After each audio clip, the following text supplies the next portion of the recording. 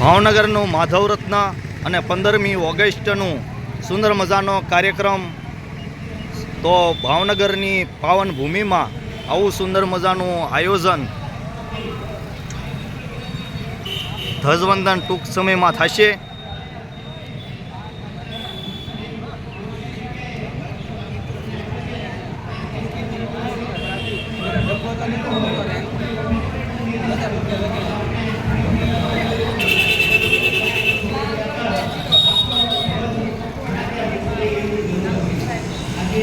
NCC ગ્રુપના વિદ્યાર્થીઓ પણ અહીંયા ડાયમંડ એશિયન્સ ગ્રુપમાં આવ્યા છે.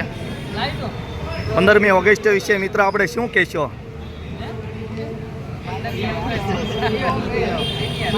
જે તમારા અનુભવ તમે કહેશો, એમ તમે જે તાલીમ લઈ રહ્યા છો, તમે શેની મહેનત કરી રહ્યા છો એ બધી અત્યારે વાતમાં કરશો. હા હા, અને અમે ગ્રાઉન્ડ પાસ હતા, લેખિત ક્લિયર હતું, છેલ્લે ફિક્સ સાઈડમાં ફાઇનલ સાઈડમાં નીકળી ગયા.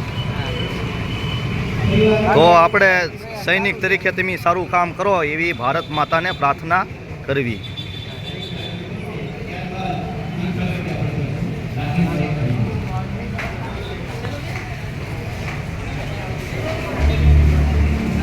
કરી આસો મિત્રો,